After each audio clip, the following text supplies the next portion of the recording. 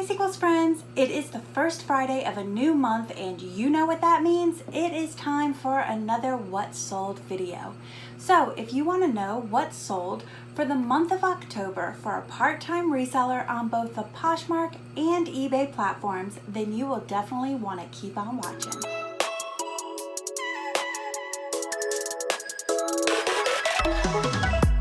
Hi Sequels friends, welcome back to my channel. If you are new here, my name is Heather and I am a part-time reseller on both the Poshmark and eBay platforms. And I like to use this YouTube channel to document my journey. So if you're interested in how to sell on either of those platforms, tips for sourcing, tips for reselling, and even a few thrifty flips, all sorts of thrifting information, then you will want to go ahead, hit subscribe, and be sure to ring that bell so that you could be notified every time I upload a new video. So as I said in the intro, this is the first Friday of a new month, and that means it's time for a What Sold video. So if you watched my last What Sold video, you will know that September was rockin' and rolling. If you are new and you have missed that video, I will go ahead and put a card above and you are welcome to head on over and check it out. So for the month of October, the rock and roll has ended. It's not as bad as August, which was horrible, but I have definitely seen a decline and I'm not very happy about it because I have hit most of my goals when it comes to relisting, listing new items, as well as sharing. So I'm not really sure what's going on, but let's just get into it so I could tell you what the numbers are. Maybe you guys will have some insight for me, and if you do, please by all means leave it in the comment section below. I would love to know how your October turned out. As I always do, what I like to do is give you the overall numbers of what I did, and then I will give you, I'll pop some pictures up here of some of the best items, and then I'll also pop some pictures up of the worst items, and we'll get all into the nitty-gritty, because if you've watched one of these before, you know I like to deep dive. I am the type of person where the more analysis, the more I can research, the more I can figure out, the better decisions I feel like I make. So overall for the month, I ended up making $542.49. That is my net income.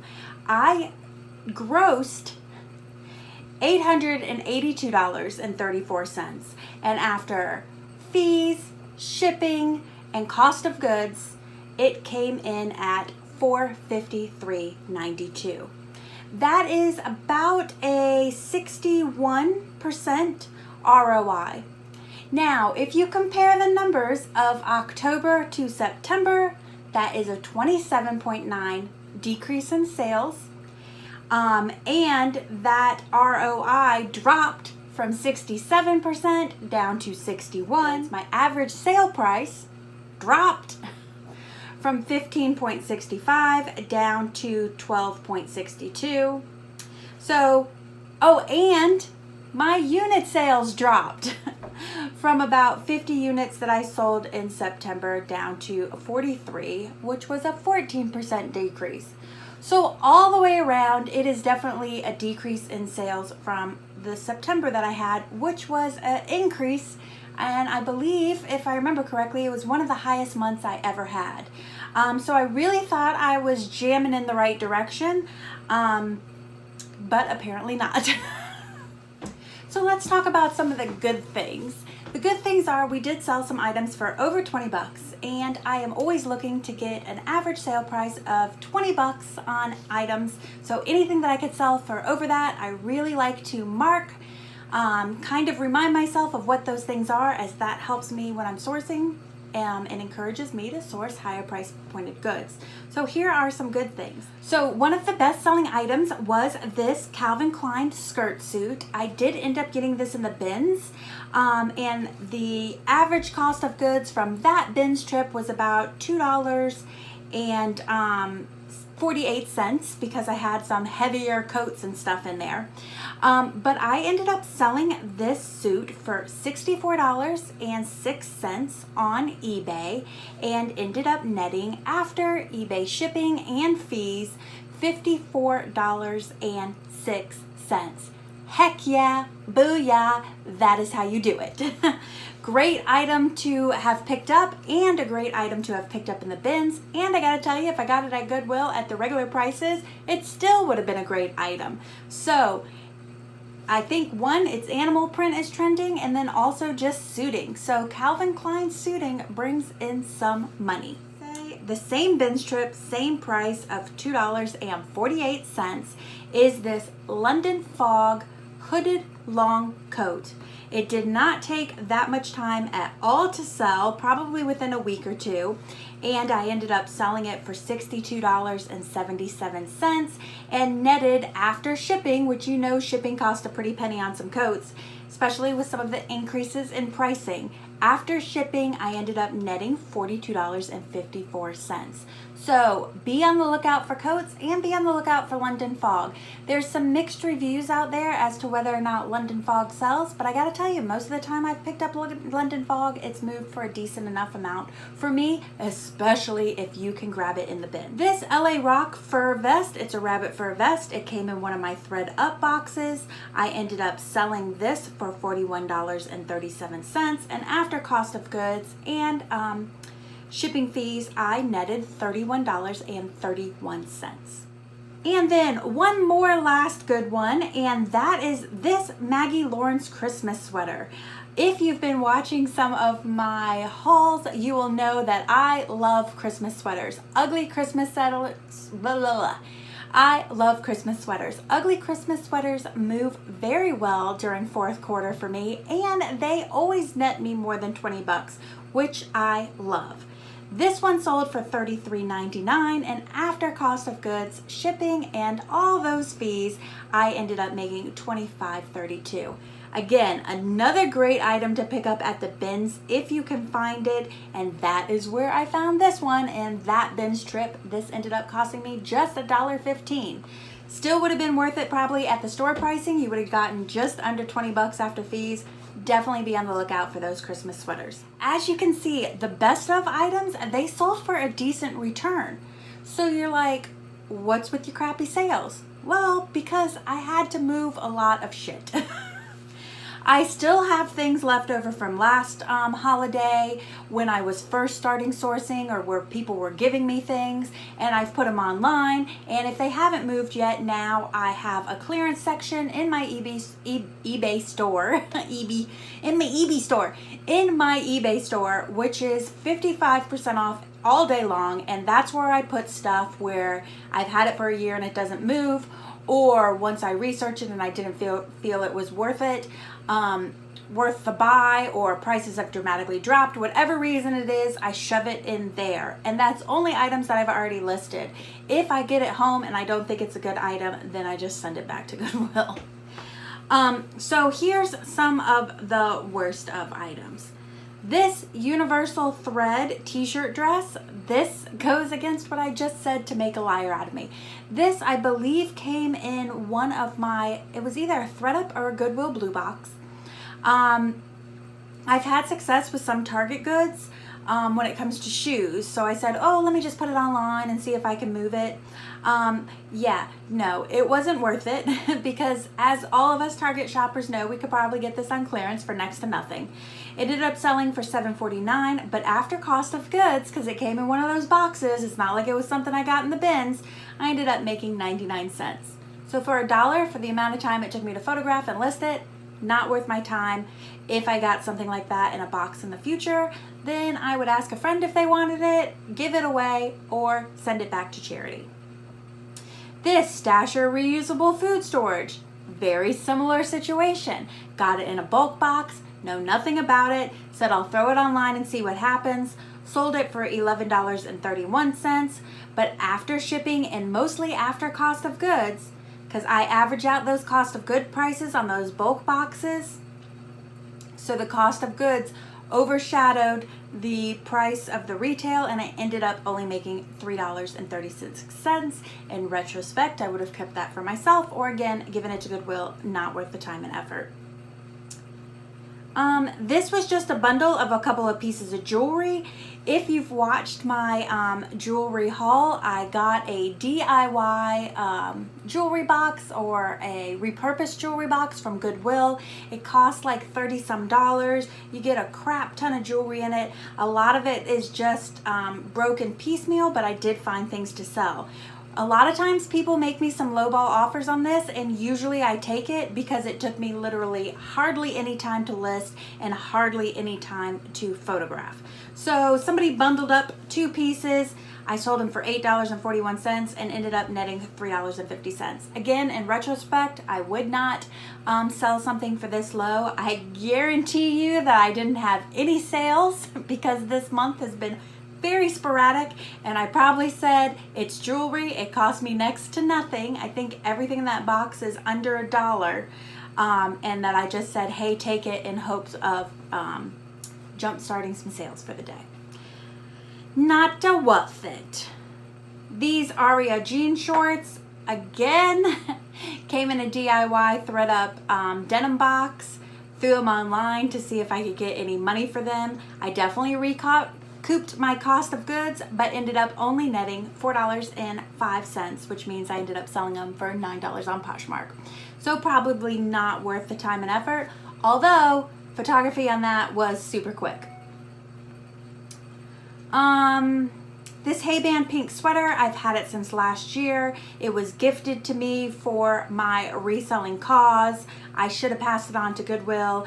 I ended up netting just $3.12 on that, and or the seller paid $7.45, and after cost of goods and such, I ended up netting just $3.12. I should have just sent that one to Goodwill. And then last up is this Topshop Tilda camisole. Okay guys, I have to tell you about this. This came from a B&G trading box. I think it was a 10-piece woman's box, if I remember correctly. Everything's new with tags. Most everything comes from Nordstrom. I love this top. I think it was great. I sold it for $15. Not too shabby at all. I sell things for that price all the time. That's fine, not a big deal. But after shipping and cost of goods, I netted $2.41. Overall, no real standout categories because no real standout sales. But in general, jackets, shoes, and tops were at the top of the sales. I'll put that chart up here so you can see, which is what has been at the top. Usually dresses is up there. It fell a little bit, but home took over. I do believe that's because I recently posted a bunch of curtains that I had gotten in a bulk box, so that brought the home goods up to the top. Before I get into my goals and my analysis, let me share with you what's sold by platform, because this is what I think came into play as to why my sales kind of nosedived. So I'll pop up my handy dandy chart right here, and this shows you by platform. 60% of my sales were on eBay on 56% of the units. This is always true. I sell more dollar sales than unit sales, which means I make more money in my pocket on eBay. And that is why I am typically a huge eBay fan. Love it, love it, love it. So for Poshmark, I did 36% of my total sales on Poshmark, and that was on 42% of the units. Again, Poshmark, I typically have less dollar sales than unit sales. I have to move more units over there to make up the money. It does not have a, the ROI is lower there than it is on eBay, which is, again, why I'm such an eBay fan. But 36% of the business you can't scoff at, still worth it to continue on that platform. I did have one item on Facebook Marketplace, so that made up 3% of the sales on 2% of the inventory. Now, what I think is really interesting here is that if you followed me for some time, you probably are like, what happened to eBay and what happened to Poshmark? Because typically I do about 75% of my sales on eBay, and I typically am barely getting to 25% of my sales on Poshmark. Something happened in October and my eBay sales nosedived out of nowhere. They're just they disappeared. And I think that's why my Poshmark sales look higher. Unit wise, I've done about the same amount of sales as I normally do on Poshmark. And if my eBay sales didn't nosedive, my Poshmark percentage would have been about the same. So I'm kind of at a loss as to what happened on eBay. I've never had like a significant decrease like this before. So what's the deal? Now, I know they were making some category changes, and that's where they give you that alert that tells you that you now have to add a bunch of new information to categories. Same thing that happened however many months ago at the beginning of this year. And I know that when that happens, a lot of resellers say, until you get those categories and everything updated, you don't always show up in the search the same way, and thus your sales nosedive. Now, having said that, I've heard plenty of resellers say that that doesn't happen to them as well. So I'm not sure if that's one of those things where resellers like to, we like to find a reason for why. And so I'm not sure if that's really a reason or it's not a reason. I do know that it happened. I also know that I corrected all my categories within probably 3 or so days of it happening. So I wouldn't have imagined that that would have a huge impact on me. But I'm just throwing it out there because I know other resellers says it has an impact. The other thing that I found really interesting is when I went and looked through my sales on a daily basis, my sales were stronger at the beginning of the month than the end of the month. And that is not typically true for me. My sales are usually I usually make up a lot of my sales at the end of the month. I usually make up extra sales at the end of the month because when I get to a week and a half out from the end of the month, I push to do extra things to make up those sales, which I did this month as well, but I did not see the results of it. So not really sure what's going on there either. I had several days within the month where I didn't have any sales, which is next to unheard of for me, given that I usually sell between 40 to 60 units a month.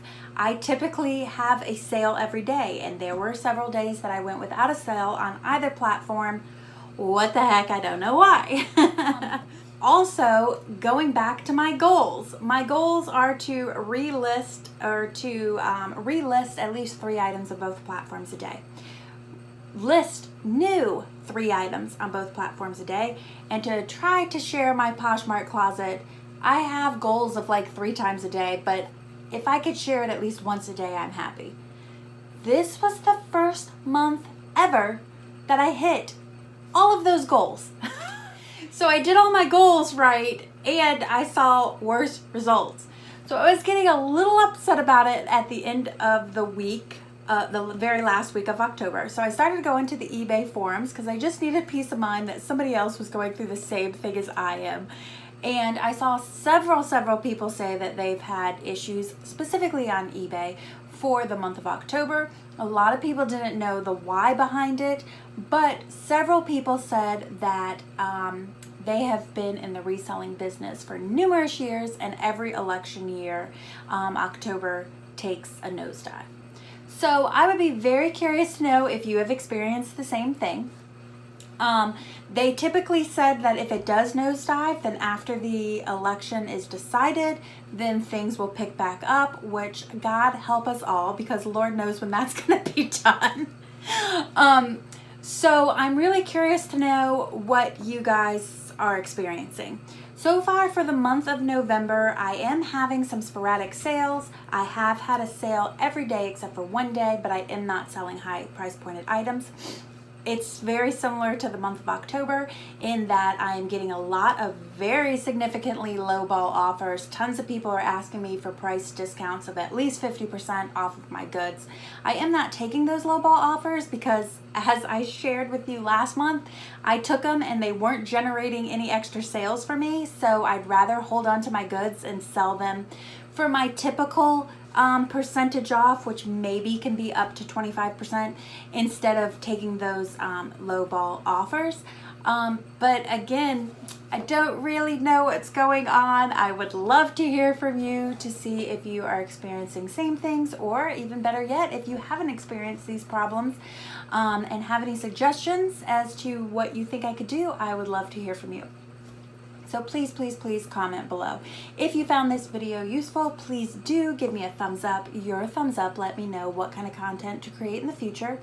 And as always, please do subscribe to my channel, ring that bell so that you're notified every time I list a new video. As always, thank you so much for tuning in. I appreciate each and every one of you, and I very much appreciate all of the newbies that have come and started to subscribe to my channel. So thank you so much. Welcome to the Sequels family.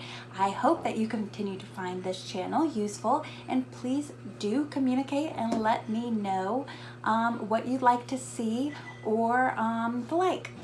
As always, thank you so much for tuning in, and I will be back next Friday with a new video. Have a fantabulous week, everybody, and I'll see you then. Bye.